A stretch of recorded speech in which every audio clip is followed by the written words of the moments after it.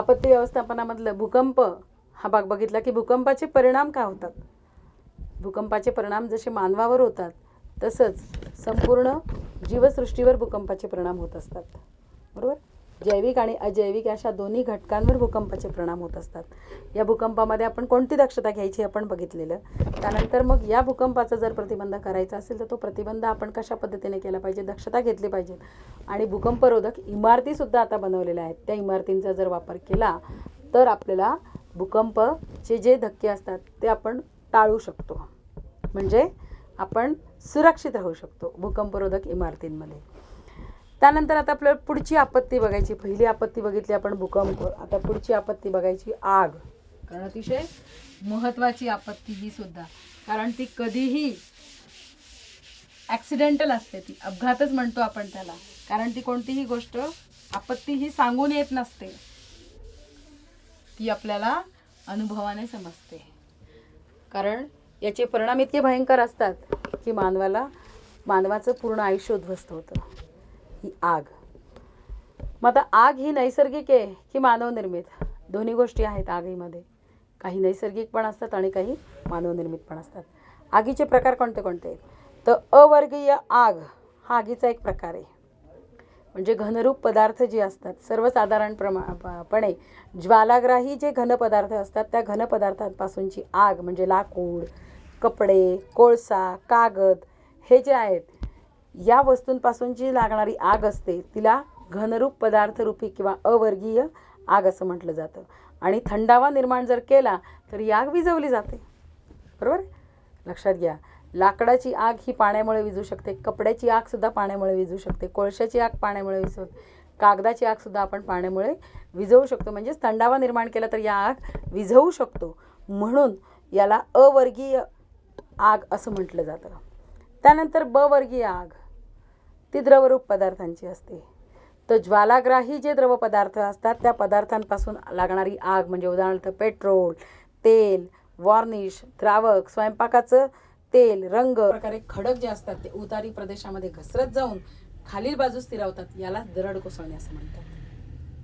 महत्त्वाचे लक्षात घ्या की कठीण पाषाण जे असतो त्या कठीण पाषाणामध्ये नैसर्गिकरित्या काही फटी आढळतात आणि या फटी या खडकांचं तुकडं होण्याला कारणीभूत ठरतात.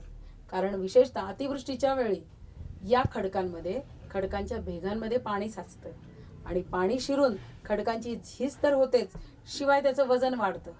आणि वजन वाढल्यामुळे अशा प्रकारचे जे खडक असतात ते उतारी प्रदेशामध्ये घसरत जातात आणि घसरत जाऊन खालच्या बाजूला स्थिरावतात.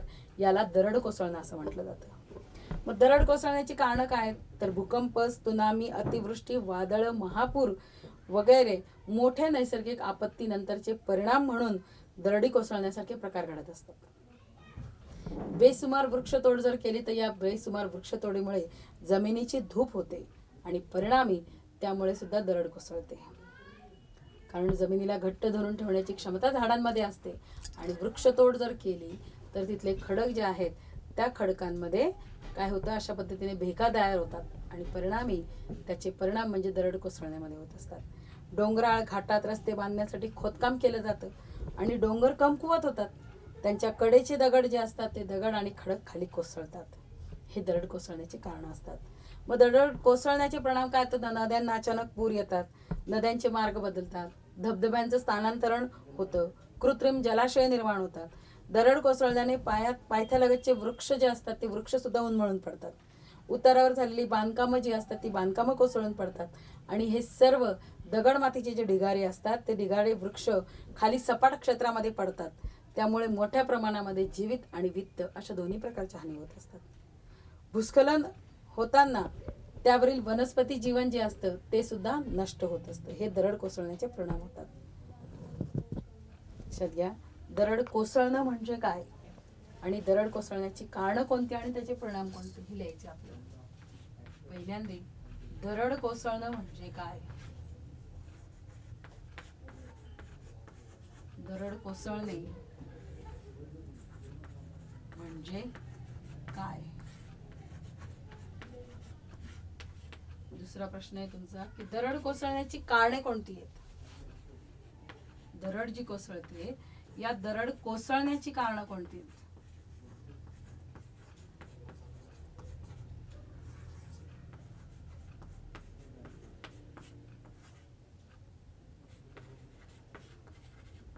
त्याच्या पुढचा प्रश्न आहे, दरड कोसळण्याचे परिणाम कोणते?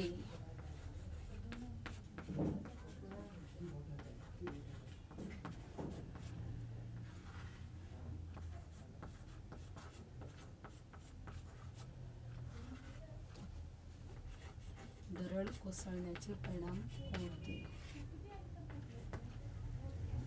अशा पद्धतीने हे दरड कोसळते. मग या आपत्तीवर आपण निवारण आणि नियोजन आराखडा जर केला तर नक्कीच आपण त्या आपत्तीचं व्यवस्थापन करू शकू. शाळेच्या आपत्ती निवारण संदर्भात नियोजन आराखड्याच्या आपत्ती प्रसंगी मदत कार्य पोहोचवण्यास मदत होते.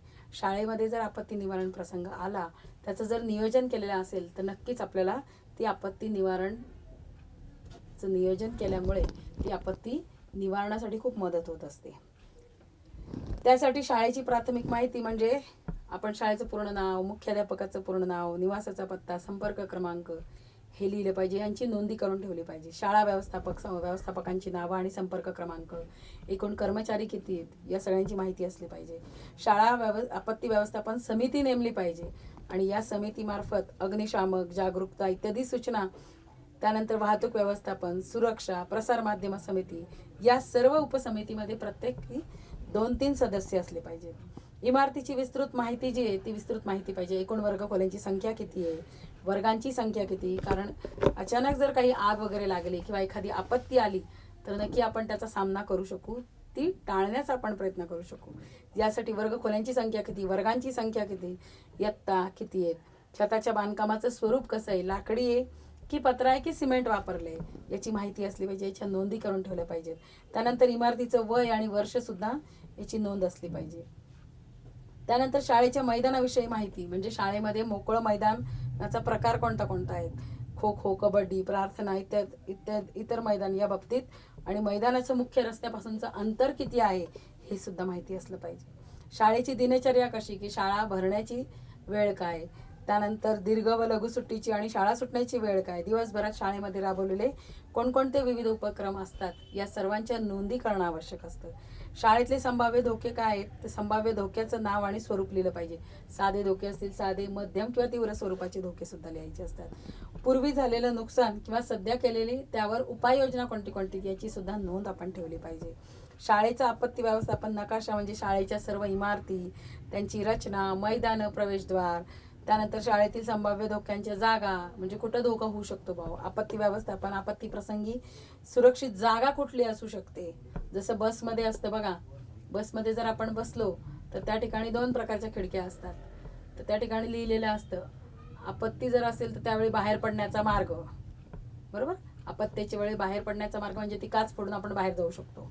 अशा पद्धतीने आपत्ती जर आली तर त्या प्रसंगी आपण कुठं सुरक्षित राहू शकतो, अशी जागा, जवळचा रस्ता, या सर्व बाबी त्यात दाखवल्या गेल्या पाहिजे. आणि हा नकाशा शाळेच्या प्रवेशद्वाराजवळ लावला गेला पाहिजे की जेणेकरून आपल्या शाळेवर जर कुठली आपत्ती आली तर कोणालाही त्याची हे होणार नाही, म्हणजे इजा होणार नाही आणि त्या आपत्तीचा आपण व्यवस्थितरित्या सामना करू शकू.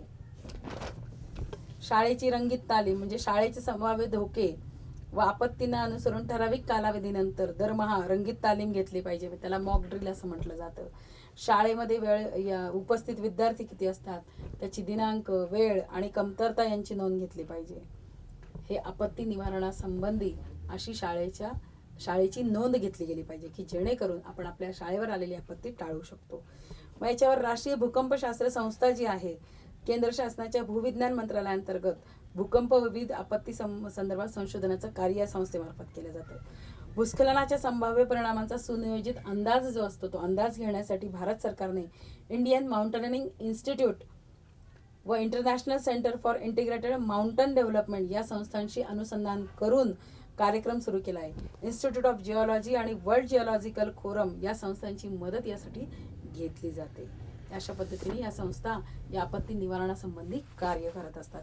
या ठिकाणी आपण 3 प्रकारच्या आपत्ती पाहिल्या. पहिली आपत्ती जी आहे ती भूकंप, दुसरी आग आणि तिसरी जी आहे ती दरड कोसळणे. मग आपत्ती निवारणाचं आपण जर नियोजन केलं, त्याचा जर आराखडा तयार केला तर नक्कीच आपण या बाबतीत काय करू शकू, आपत्ती निवारणासाठी म्हणजे आपल्यावर कोणतीही आपत्ती येणार नाही हे आपण ठामपणे सांगू शकतो. म्हणजे prevention is better than cure हे नेहमी लक्षात ठेवा. थँक्यू.